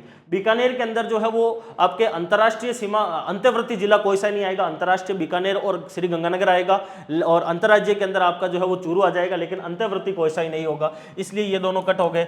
जोधपुर जिला वो राइट आंसर है, क्योंकि जोधपुर के अंदर देखो अंतर्राष्ट्रीय सीमा बनाता है जोधपुर संभाग का जैसलमेर और बाड़मेर, जबकि दूसरा है अंतर्राज्यीय सीमा बनाता है कौन, जालोर भी बनाता है, बाड़मेर बनाता है, ठीक है, इसके अलावा सिरोही भी बनाता है। और फिर आता है आपके अंत्यवर्ती जिला कौन सा है, तो जोधपुर खुद अपने आप में अंत्यवर्ती जिला है, पाली अंत्यवर्ती जिला है, इस वजह से जोधपुर सही है। और कोटा के अंदर अंतर्राष्ट्रीय सीमा जो है वो नहीं आती है। आंसर कौन सा आ जाएगा, ऑप्शन नंबर सी इसका राइट आंसर हो जाएगा। अगला प्रश्न देखिए, अगला प्रश्न आ जाता है आपके, अगला प्रश्न बोल रहा है निम्नलिखित में से कौन सा कथन राजस्थान के अंदर मरुस्थल जो है उसके संदर्भ में सही नहीं है। देखिए मरुस्थल यह राजस्थान के 1/4 से भी कम क्षेत्रफल पर फैला हुआ है, पहला ही कथन गलत लिखा हुआ है। 1/4 से कम क्षेत्रफल पर है क्या भाई, अपन तो पढ़ते हैं कि राजस्थान के अंदर जो है वो 61.11% के ऊपर जो है वो क्या फैला हुआ है, मरुस्थल फैला हुआ है सामान्यतः। तो 61.1 का मतलब तो लगभग 2/3 हो गया, ये 1/4 से भी कम बता रहा है, इसलिए यह कथन तो सीधा ही गलत हो गया। मरुस्थल के अंदर उच्च तापमान और निम्न वर्षा पाई जाती है, बिल्कुल सही बात है। चारागाहों की यहाँ पर कमी है, बिल्कुल यहाँ पर कोई मैदान वगैरह नहीं है जिसमें चारा वगैरह मिल जाए। अनियंत्रित पशुचारण यहाँ पर होता है, बिल्कुल होता है। वनों के अंदर यहाँ पर कमी है, बिल्कुल है, तो इस वजह से यह कथन सही है। मृदा के अंदर लवणीयता बिल्कुल सही है, क्योंकि यहाँ पर खारी झीलें मिलती है। और क्षारीयता, जब अपन बात करते हैं आईजीएनपी की, और आईजीएनपी के अंदर जो है वो एक सेम की समस्या आती है, जिसमें आईजीएनपी का नहर का पानी आसपास के खेतों में चला जाता है और जिप्सम की वजह से वहां पर पानी का लंबे समय तक जमाव रहता है, जिस वजह से वहां पर क्षारीय मृदा बनती है। इस वजह से यह कथन भी सही है, यानी कि गलत कथन कौन सा होगा इसमें, ऑप्शन नंबर ए जो है वो गलत हो जाएगा। राजस्थान के कितने जिलों के अंदर जो है वो थार रेगिस्तान जो है वो फैला हुआ है। अब देखो 33 जिलों के हिसाब से, 33 डिस्ट्रिक्ट के हिसाब से ही आपको ये पूछना चाह रहा है और वही आपके एग्जाम में माना जाएगा। तो 12 जिले ऐसे हैं राजस्थान के जिसमें थार मरुस्थल जो है वो फैला हुआ है, जो अरावली के आपके पश्चिम में है। अब अरावली के पश्चिम में एक सिरोही जो है वो अरावली पर ही स्थित है पूरा का पूरा, बाकी सारे के सारे 12 जिले जो है वो उधर के आ जाएंगे। निम्न में से राजस्थान में कौन सा क्षेत्र बालू का स्तूप मुक्त क्षेत्र है? देखो, जिसपे बालू का स्तूप यानी कि जहां पर रेतीला मैदान नहीं है। और अभी अपन ने स्टार्टिंग में बात करी लाठी सीरीज की। लाठी सीरीज जो है वो मोहनगढ़ से पोखरण तक फैला हुआ एक क्षेत्र है जैसलमेर में, जहां पर जो है वो पथरीला एरिया है, जहां पर आपके जो है बालू के जो रेतीले धोरे होते हैं, स्तूप जो होते हैं वो नहीं मिलते हैं। तो शेरगढ़ शिव है, ओसिया शेरगढ़ है, बायतू चौहटन है, या फिर फलोदी पोखरण है। राइट आंसर होगा फलोदी से पोखरण तक जो है वो आपके बालू का स्तूप मुक्त क्षेत्र है। अगला प्रश्न देखो, अगला प्रश्न है निम्न में से जो है वो आपके राजस्थान के किस जिले के अंदर बांका पट्टी जो है वो फैली हुई है? देखिए, बांका पट्टी क्या होती है? इस बांका पट्टी को एक और नाम से जाना जाता है, इसको कहा जाता है कुबड़ पट्टी। इसको कुबड़ पट्टी के नाम से भी जाना जाता है। बात को समझना है, राजस्थान के दो ऐसे जिले हैं जिसमें एक जिले का नाम आता है अजमेर और एक जिले का नाम आता है नागौर। इन दोनों जिलों के बीच का जो क्षेत्र है, क्योंकि एक बीमारी होती है जिसका नाम होता है फ्लोरोसिस, और फ्लोरोसिस बीमारी होती है फ्लोराइड की वजह से। फ्लोराइड की वजह से जो है वो एक बीमारी होती है जिस बीमारी को बोला जाता है फ्लोरोसिस। फ्लोरोसिस बीमारी उस व्यक्ति के होगी जिस व्यक्ति के द्वारा जो पानी पिया जा रहा है उसमें अगर फ्लोराइड की मात्रा 1.5 ppm पार्टिकल पर मिलियन से अधिक अगर आपका क्या है फ्लोराइड है अगर किसी पानी में, और उस पानी को अगर कोई व्यक्ति रेगुलर पी रहा है, तो उस व्यक्ति के जो है वो शरीर के अंदर फ्लोरोसिस बीमारी हो जाएगी, जिसकी वजह से उसके जैसे दांत पीले होना, हड्डियां कमजोर होना और कमर के अंदर क्या निकल जानी, कुबड़ निकल जाना। कुबड़ अपन देखते हैं सामान्यतः जब डोकरी या बूढ़ी होती है तो झुक जाती है, तो कुबड़ निकलना। तो कुबड़ निकलना, अब कुबड़ किसी के निकल जाएगा तो वो व्यक्ति कैसा हो जाएगा? मारवाड़ में उसको बोलते हैं बांका या फिर टेढ़ा। तो बांका या फिर कुबड़ ये पट्टी का नाम है यहाँ पर उस एरिया से। तो अजमेर और नागौर के बीच का ऐसा क्षेत्र है जहां पर फ्लोराइड की मात्रा काफी ज्यादा मिलती है। इस वजह से वहां के लोगों के अंदर यह सामान्य बात है कि आपके कुबड़ निकल जाते हैं। इस वजह से अजमेर और नागौर का क्षेत्र कुबड़ पट्टी या फिर बांका पट्टी के नाम से जाना जाता है। तो अजमेर तो ऑप्शन में है नहीं, लेकिन बांका पट्टी कहां पर? नागौर इसमें ऑप्शन में है, इसलिए राइट आंसर नागौर हो जाएगा। वर्तमान में राजस्थान के सभी जो जिले हैं वो आपके किससे आपके पीड़ित हो रखे हैं? फ्लोराइड से पीड़ित हो रखे हैं। निम्न में से कौन सी पहाड़ियां मध्य अरावली श्रेणियों के अंदर स्थित है? देखिए, मध्य अरावली, अरावली को अपन 3 हिस्सों में बांटते हैं। पहला हिस्सा आता है जो रायसीना हिल से स्टार्ट होता है और कहां तक आता है? सांबर झील तक आता है, जिसको उत्तरी अरावली बोलते हैं। दूसरी सांबर झील से लेकर टाटगढ़ तक जो है वो आपके फैली हुई है, जिसको मध्य जो है वो अरावली भी बोलते हैं, और इसी को ही मेरवाड़ा की पहाड़ियां भी बोला जाता है। ठीक है। तीसरी आती है जो कि आपके इस टाटगढ़ से लेकर जो है वो कहां तक फैली हुई है? गिरनार हिल्स गुजरात तक फैली हुई है, जिसको दक्षिण अरावली भी कहते हैं, या फिर जिसको मेवाड़ की जो पहाड़ियां हैं वो भी कहते हैं। मेवाड़ की पहाड़ियां भी कहते हैं और आपके मेरवाड़ा की पहाड़ियां भी कहते हैं। ठीक है। तो आपको क्या पूछा है? मध्य अरावली जो है वो उस श्रेणी के अंदर कौन सी पहाड़ियां आती है? तो राइट आंसर मेरवाड़ा की पहाड़ियां राइट आंसर होगा। रोजा बाकर जो है वो जालोर में है, जो कि दक्षिण अरावली का हिस्सा है। ईसराणा भी जो है वो आपके जालोर में है, वो भी दक्षिण अरावली का हिस्सा है। गिरवा जो है वो आपके उदयपुर में है, जो कि दक्षिण अरावली का हिस्सा आता है। अगला प्रश्न देखिए, पश्चिमी राजस्थान जो है उसके अंदर पश्चिमी रेतीला मैदान की पूर्वी सीमा जो है उस निम्न में से कौन सी समवर्षा रेखा जो है वो उसको क्या करती है? बनाती है। देखिए, जब अपन राजस्थान की बात करते हैं, तो राजस्थान में अपन सामान्यतः पढ़ते हैं राजस्थान के अंदर अपन सामान्यतः पढ़ते हैं कि पश्चिमी जो रेतीला मैदान है ये आपके बाकी जो आपका शेष राजस्थान है, उस शेष राजस्थान से एक प्रकार से अरावली जो है वो यहाँ पर फैली हुई है। अरावली जो है वो 80 सेमी वर्षा प्राप्त करती है। ठीक है। इसको कहा जाता है उत्तर पश्चिमी रेतीला मैदान, जो कि बाकी वाला जो राजस्थान है उससे 50 सेमी समवर्षा रेखा से अलग होती है। और इसी के अंदर एक क्षेत्र आता है जिसको शुष्क रेतीला मैदान कहते हैं और अर्ध शुष्क रेतीला मैदान कहते हैं। ये आपके 25 सेंटीमीटर समवर्षा रेखा से एक दूसरे से अलग होते हैं। तो पश्चिमी रेतीला मैदान यह है शुष्क रेतीला मैदान, यह है अर्ध शुष्क रेतीला मैदान, और यह है पूरा का पूरा पश्चिमी रेतीला मैदान। तो देखो, ऑप्शन में तरीके से तो होना चाहिए था 50 सेंटीमीटर। 40 सेमी समवर्षा रेखा वो है जो कि राजस्थान को 2 हिस्सों के अंदर बांटती है, क्योंकि 40 सेमी समवर्षा रेखा थोड़ी इधर आ जाएगी। अब इसमें बाई ऑप्शन अगर आप चुनना चाहो, राइट आंसर कौन सा है? क्योंकि ये पश्चिमी रेतीले मैदान की बात कर रहा है, पूरा के पूरे मैदान की बात कर रहा है, तो राइट आंसर 40 होगा। शुष्क रेतीला मैदान या अर्ध शुष्क बोलता तो 25 राइट आंसर होगा। और राजस्थान को 2 हिस्सों में बांटने वाले भी 40 सेंटीमीटर है। अकॉर्डिंग टू माई, इसमें जो है मेरे ओपिनियन में इसमें 50 ऑप्शन में होना चाहिए था, वो एग्जैक्ट राइट होता, लेकिन बाई ऑप्शन आप 40 सेंटीमीटर मान सकते हैं। राजस्थान के अंदर मालपुरा करौली का जो मैदान है ये किस नदी बेसिन का भाग है? मालपुरा पड़ता है टोंक में और करौली अपने आप में एक जिला है। तो करौली और आपके टोंक के मालपुरा के बीच में जो है ये पूरा का पूरा जो क्षेत्र है, इस क्षेत्र के अंदर यहाँ से करौली से एक नदी निकलकर जाती है जिसका नाम है आपके गंभीर नदी। यहाँ से जाती है आपके एक नदी जिसका नाम है आपके बाणगंगा नदी, बाणगंगा नदी। और यहाँ से एक नदी जाती है जिसका नाम है आपके बनास नदी। लेकिन ये यहाँ पर पूछना चाह रहा है कि मालपुरा करौली का मैदान किस नदी बेसिन का भाग है? तो मुख्य रूप से जो है वो राजस्थान में एक नदी बहती है बनास नदी, उसका ये मेनली भाग है। तो राइट आंसर इसका होगा बनास बेसिन, इसका सही आंसर होगा ऑप्शन नंबर ए जो है वो एकदम सही है। अगला देखो, लूणी नदी जो है इसके उत्तर के अंदर, उत्तर में राजस्थान की उत्तर पूर्वी जो सीमा तक आंतरिक जल प्रवाह का जो क्षेत्र है यह क्या कहलाता है? देखिए बात को समझना है। ये आपके जो है वो आ जाता है नाग पहाड़, वहां से आपके ये लूणी नदी निकली और ये लूणी नदी जो है वो प्रवाहित हो गई यहाँ तक, ठीक है।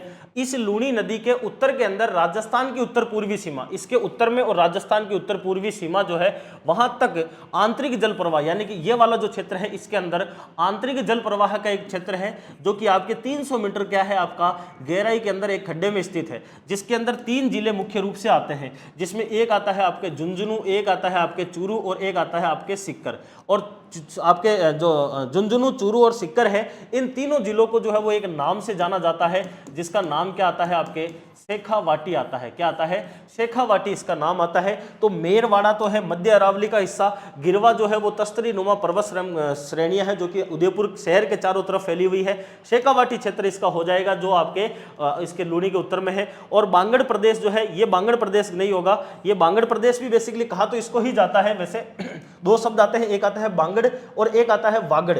लेकिन ये बांगड़ जो है वो आप मान सकते हो कि एक जो आपके आनंद सिंह अपन ने पढ़ा था, रामलोचन सिंह, उन्होंने जो राजस्थान मैदान का हिस्सा 2 भागों में बांटा था, उसमें एक तो था रेतीला मैदान और एक था राजस्थान बांगड़ प्रदेश। तो ये वो वाला बांगड़ आप जो है वो इस बाई ऑप्शन के अंदर इसमें मान सकते हो। और राजस्थान बांगड़ प्रदेश अर्ध शुष्क रेतीले मैदान को ही कहा जाता है। इस वजह से इसका according to option right answer जो है वो शेखावाटी क्षेत्र होगा या फिर चूरू, झुंझुनू, सिक्कर इसका सही आंसर होगा। राज्य के शुष्क मरुस्थलीय भौतिक विभाग, अब देखिए जो शुष्क और अर्ध शुष्क जो मैंने यहां पर बांट के बताया था आपको कि वो जो 25 सेंटीमीटर में अलग होता है, ये शुष्क इसकी बात कर रहा है। अब स्पेशली ध्यान रखना है ना, तो शुष्क की ये बात कर रहा है कि राज्य के शुष्क मरुस्थलीय भौतिक विभाग की निम्न में से कौन सी विशेषता नहीं है? देखिए शुष्क व विषम जलवायु, बिल्कुल सही बात है। अतिरिक्त जो है वो तापमान यहाँ पर मिलता है, इसलिए क्लाइमेट जो है वो आपके कैसी रहती है? शुष्क और जलवायु विषम। रेतीली बलुई मिट्टी मिलती है क्या? बिल्कुल, यहाँ पर रेतीली जो है वो बालू मिट्टी मिलती है। इसकी ढलान जो है वो उत्तर पूर्व से दक्षिण पश्चिम की तरफ है। ये है आपका उत्तर और ये है आपका पूर्व। इस उत्तर पूर्व से लेकर ये है दक्षिण और ये पश्चिम, यानी कि इस दिशा के अंदर इसकी ढाल है। बिल्कुल एकदम सही बात है, क्योंकि लूणी नदी जो है वो ऐसे ही प्रवाहित होती है, इस वजह से इसकी ढाल ये मान सकते हैं। न्यूनतम तापमान ये बिल्कुल गलत हो गया भाई। जब कंडीशन शुष्क बन रही है और है ही मरुस्थलीय क्षेत्र और यहाँ पर टेम्परेचर इतना उच्च रहता है, इसी वजह से यहाँ पर वर्षा नहीं होती है, शुष्क क्लाइमेट रहती है, तो न्यूनतम तापमान कैसे हो सकता? तापमान यहाँ पर अतिरिक्त रहता है। हाँ, ये कथन अगर ऐसे लिखा हुआ रहता कि यहाँ पर दैनिक तापांतर जो है वो काफी ज्यादा मिलता है, तो सही बात हो सकती थी कि तापांतर यहाँ पर बहुत अच्छा होता है, क्योंकि दिन में यहाँ पर टेम्परेचर 50 भी जाता है और रात को उसी दिन जो है वो टेम्परेचर वापस 25-30 पर भी आ जाता है। इस वजह से तापांतर तो यहां पर जो है वो अधिक पाया जाता है, लेकिन न्यूनतम तापमान जो है वो नहीं होता है। राज्य की जो सीमाएं हैं वो आपके कितने राज्यों और कितने देशों से जो है वो मिलती है? राजस्थान की जो सीमाएं हैं वो कितने राज्य और आपके कितने देशों के साथ में मिलती है? तो अगर अपन बात करें तो राजस्थान की जो सीमा है वो किस किस के साथ में मिलती है? तो देश तो एक ही आता है, पाकिस्तान आता है जिसके साथ में मिलती है। राज्यों के अंदर एक पंजाब आता है, एक आपके हरियाणा आता है, एक आपका उत्तर प्रदेश आता है, एक आपका मध्य प्रदेश आता है और एक आपका गुजरात आता है। तो अब बात देख लीजिए कि आगे राज्य लिखे हुए तो 1 2 3 4 5 तो हो जाएंगे राज्य, ठीक है। और देश कितना है? केवल एक है, इसलिए ऑप्शन नंबर सी क्या हो जाएगा? इसका सही आंसर हो जाएगा।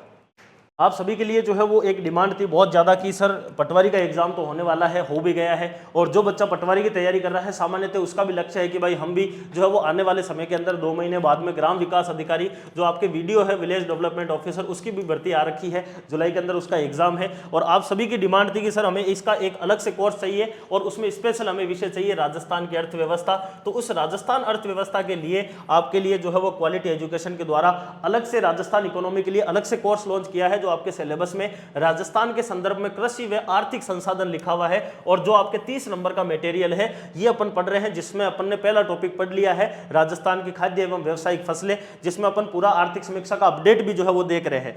इसके अलावा ये पूरा का पूरा ऑनलाइन वीडियो कोर्स है जिसमें आपको 199 के ऊपर डिस्काउंट मिल जाएगा।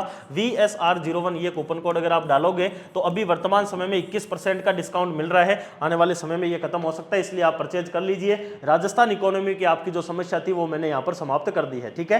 ये आपको, और एक खास चीज और है कि इसमें आपको प्रिंटेबल जो नोट्स है इसमें जो है वो आपको प्रिंटेबल नोट्स मिलेंगे, यानी कि हर चैप्टर के आपके प्रिंट निकालने वाले नोट्स मिलेंगे जिनको आप प्रिंट निकाल सकते हो। कोई किताब लाने की आवश्यकता नहीं है, नोट्स बनाने की आवश्यकता नहीं है, प्रिंटेबल नोट्स प्रिंट करवाइए और क्लास ले लीजिए, हाईलाइट कर लीजिए, ठीक है। तो ये कोर्स है आप सभी के लिए, आप इसको परचेज कर सकते हैं। आगे देखिए, अगला प्रश्न आता है आपके, राज्य से जो है वो सर्वाधिक नजदीकी जो समुद्री भाग है वो कौन सा है। देखिए, बंगाल की खाड़ी जो है ये तो काफी दूर है, हमें पता है। अरब सागर जो है ये एक आता है, ठीक है। कच्छ की खाड़ी आता है, खंबात की खाड़ी। अब देखो, जब अपन राजस्थान के अंदर नदियां पढ़ते हैं ना, राजस्थान के अंदर नदियां, वहां से आपको एक चीज समझ में आएगी। राजस्थान में 3 प्रकार की अपन नदियां पढ़ते हैं। एक वो नदियां जो अपना पानी कहां पर डालती है, अरब सागर में। एक वो नदियां आती है जो अपना पानी को कहां पर डालती है, बे ऑफ बंगाल के अंदर। और एक वो होती है जो कि कहीं पे भी नहीं डालती है, यानी कि अंत्य प्रवाही नदियां होती है। फिर अपन अरब सागर के अंदर जो है वो 3 हिस्से पढ़ते हैं, या फिर 2 हिस्से मोटे मोटे अपन पढ़ते हैं अरब सागर वाले, जिसमें एक तो अपन पढ़ते हैं कि अगर कच्छ के रन के अंदर डाल रही है, यानी इस अरब सागर का ही हिस्सा है, कच्छ के रन में डाल रही हो नदियां, और या फिर अपन पढ़ते हैं आपके खंबात की खाड़ी के अंदर डाल रही हो वो वाली नदियां, खंबात की खाड़ी के अंदर डाल रही हो। तो अपन पढ़ते हैं खंबात की खाड़ी में साबरमती और माही नदी डालती है, और कच्छ के रन के अंदर जो है वो लूनी और पश्चिमी बनास डालती है। तो अपने आप में अगर आप यहाँ पर थोड़ा सा कॉमन सेंस लगाओ तो आपके ऑप्शन में है बंगाल की खाड़ी, ये दूर है इसलिए कट गया। 3 ऑप्शन है अरब सागर, इस अरब सागर के ही हिस्से हैं आपके कौन, ये दोनों के दोनों, कच्छ के रन और खंबात की खाड़ी। खंबात की खाड़ी जो है वो कच्छ के रन की तुलना में काफी ज्यादा दूर है, इसलिए खंबात की खाड़ी इसमें कट हो जाएगा। अब ऑप्शन में 2 बच रहे हैं, अरब सागर और कच्छ का रन। राजस्थान से अरब सागर लगभग 350 किलोमीटर दूर है, लेकिन कच्छ की खाड़ी जो है ये राजस्थान के बिल्कुल नीचे ही है। जैसे ही बाड़मेर जालौर के आगे जाओगे तो कच्छ डिस्ट्रिक्ट ही है अपने आप में, गुजरात में पूरा का पूरा वो फैला हुआ है। और कच्छ का रन किसका हिस्सा है, अरब सागर का। तो इस वजह से कच्छ के रन को अरब सागर का हिस्सा मानते हैं, इसीलिए राजस्थान का सर्वाधिक नीचे जो आपके नजदीकी जो समुद्री भाग है, समुद्री भाग के रूप में ही कच्छ की खाड़ी को माना जाता है। इसलिए राइट आंसर क्या होगा, कच्छ की खाड़ी होगा। अगर कच्छ की खाड़ी ऑप्शन में नहीं होता तो फिर अरब सागर सही होता, लेकिन अरब सागर इसलिए नहीं होगा क्योंकि कच्छ की खाड़ी को अरब सागर का ही हिस्सा माना जाता है। इस वजह से सबसे निकट समुद्री भाग के रूप में कच्छ की खाड़ी इसका राइट आंसर रहेगा, और वो अपने आप में ही अरब सागर का ही हिस्सा आता है। अगला देखिए, राजस्थान का क्षेत्रफल जो है वो किस देश से ज्यादा नहीं है। ध्यान रखना, यहाँ पे लिखा हुआ है किस देश से ज्यादा नहीं है। देखिए, पोलैंड जो है, इस पोलैंड से राजस्थान का क्षेत्रफल बिल्कुल कम है। पोलैंड का क्षेत्रफल जो है वो राजस्थान से ज्यादा है, इस वजह से पोलैंड इसका राइट आंसर हो जाएगा, जिससे कि ये आपके राजस्थान का इससे ज्यादा नहीं है। अगर अपन ब्रिटेन की बात करें, यानी कि जो आपका ब्रिटेन है पूरा का पूरा, जो इंग्लैंड वगैरह वाला एरिया है, उसकी अगर अपन बात करें तो इससे राजस्थान का क्षेत्रफल 2 गुना है। इजराइल की बात करें तो इससे राजस्थान का क्षेत्रफल 17 गुना है, और श्रीलंका से बात करें तो इससे 5 गुना है। तो राजस्थान का क्षेत्रफल पोलैंड से कम है, बाकी इन सबसे ज्यादा ही है, इसलिए right answer option number A जो है वो सही हो जाएगा। अगला देखो, निम्न में से कौन सा प्रदेश जो है वो आपके गोंडवाना जो लैंड है उसका हिस्सा नहीं है। जब पृथ्वी 2 हिस्सों में बढ़ती है, पेंजिया जो पहले एक साथ पृथ्वी रहती है वो 2 हिस्सों में बढ़ती है कालांतर में, तब आपके एक होता है अंगारा लैंड जो उत्तर में रहता है, एक होता है गोंडवाना लैंड जो दक्षिण में होता है, और दोनों के बीच में जो है वो एक सागर बनता है। ये पृथ्वी रहती है, ऊपर की तरफ अंगारा लैंड, नीचे की तरफ गोंडवाना लैंड, और बीच में एक सागर बनता है जिसको अपन 33 सागर के नाम से जानते हैं। यही कारण है कि राजस्थान के अंदर जो मरुस्थल फैला हुआ है वो 33 सागर की वजह से, और इसी 33 सागर के खारे पानी की वजह से ही यहाँ पर खारे पानी की झीलें पाई जाती है। ठीक है, ये आपके अंगारा लैंड है, पृथ्वी के अंदर ऊपर वाला अंगारा लैंड, और नीचे वाला कौन सा लैंड था आपके, गोंडवाना लैंड जो है वो नीचे वाला आता है, जिसकी बात कर रहा है। अब राजस्थान का जो आपके भौगोलिक प्रदेश है उसमें 2 हिस्से तो जो है वो इस गोंडवाना लैंड के हिस्से आते हैं, जिसमें एक आता है आपके अरावली और एक आता है आपके हाड़ौती, हाड़ौती कह लीजिए, या फिर आपके दक्षिण पूर्वी पठारी प्रदेश कह लीजिए, और दूसरा आता है आपके 33 सागर। 33 सागर के अंदर जो है वो आपके रेतीला जो मैदान है, उत्तर पश्चिमी रेतीला मैदान, वो इसका हिस्सा आता है, और जो आपके पूर्वी मैदान है ये इसका हिस्सा आता है। तो इस हिसाब से अगर आपको बाई ऑप्शन पूछा जाए कि मरु प्रदेश ये किसका हिस्सा है, 33 सागर का हिस्सा है, ये आपका गोंडवाना लैंड का हिस्सा नहीं है, इसलिए राइट आंसर क्या हो जाएगा, मरु प्रदेश। अरावली पर्वतीय प्रदेश किसका हिस्सा है? अरावली जो है वो इसी का हिस्सा है। दक्षिण पूर्वी पठारी प्रदेश किसका हिस्सा है? उसी को ही हाड़ौती। अब देखो ऑप्शन में हाड़ौती का पठार भी लिखा हुआ है, दक्षिण पूर्वी पठार भी लिखा हुआ है। ये दोनों एक ही चीज है और दोनों ही गोंडवाना लैंड का ही हिस्सा है। अरावली भी गोंडवाना लैंड का है, लेकिन मरु प्रदेश जो है वो 33 सागर का है, इसलिए right answer option number A जो है वो इसका सही हो जाएगा। अगला देखिए, निम्न में से किस जिले की जो सीमा है वो आपके मध्य प्रदेश से नहीं लगती है? मध्य प्रदेश के साथ में राजस्थान की जो है वो कुल सीमा लगती है 1600 किलोमीटर की, और राजस्थान के टोटल 10 डिस्ट्रिक्ट जो है वो मध्य प्रदेश के साथ में सीमा लगाते हैं।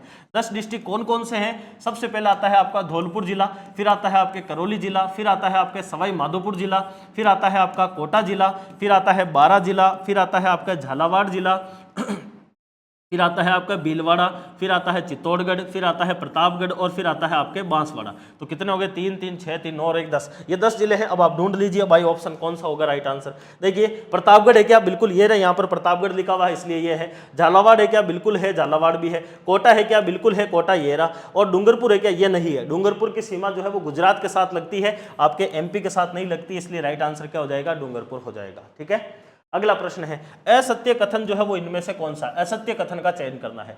राज्य में औसत वार्षिक वर्षा जो है वो 57.51 सेंटीमीटर मानी जाती है। बिल्कुल एकदम सही बात है, राजस्थान की वार्षिक औसत वर्षा 57.51 सेंटीमीटर है।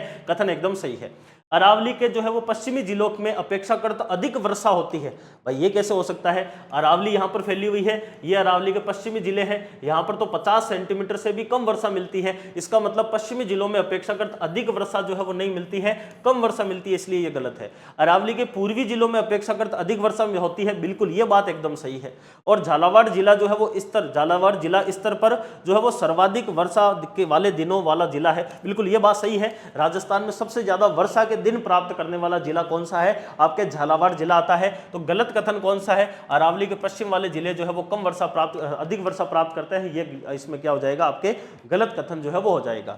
एक आप सभी के लिए जो है वो एक और चीज आती है, जो है आपके भारत और राजस्थान की आर्थिक समीक्षा। अगर आप आने वाले समय में वीडियो है, डिप्टी जेलर है, एसआई टेलीकम्युनिकेशन है, कांस्टेबल है, या फिर आपके एसआई की भर्ती भी अब आने वाली है, 300 लगभग 83 पदों की घोषणा हुई है, तो वो भी भर्ती आने वाली है। उस भर्ती के अंदर आर्थिक समीक्षा जो नवीनतम है 2024-25 की, और जो आपके बजट है 2025-26 का, ये आपके लिए बहुत महत्वपूर्ण हो जाता है। और इसी के लिए क्वालिटी एजुकेशन के द्वारा ऑनलाइन वीडियो कोर्स जो है वो जारी किया गया है, जिसकी अंदर आपको टेस्ट सीरीज बिल्कुल फ्री मिल रही है, साथ साथ में आपको जो है वो प्रिंटेबल नोट्स भी मिल रहे हैं, और प्राइस जो है वो 199 भी नहीं है, आपको इसके ऊपर 25% का ऑफ भी मिल रहा है। यानी कि तीन चीजें हैं, 25% ऑफ है, 150 के आसपास है, दूसरा प्रिंटेबल नोट्स मिल रहे हैं, तीसरा टेस्ट सीरीज मिल रही है। तो 3 चीजें केवल 150 रुपए में आपको मिल रही है। और ये कोर्स आपके जो है वो वर्तमान समय में अभी चल रहा है, इसमें 4-5 जो है वो आपके चैप्टर भी हो चुके हैं। इसके अलावा एक अपनी पुस्तक है जो आपको साइड में दिखाई दे रही होगी, जिस पुस्तक का नाम है अपने रामबाण पुस्तक। और ये पुस्तक कौन सी है? अपने क्वालिटी एजुकेशन के द्वारा इसी पोर्शन के लिए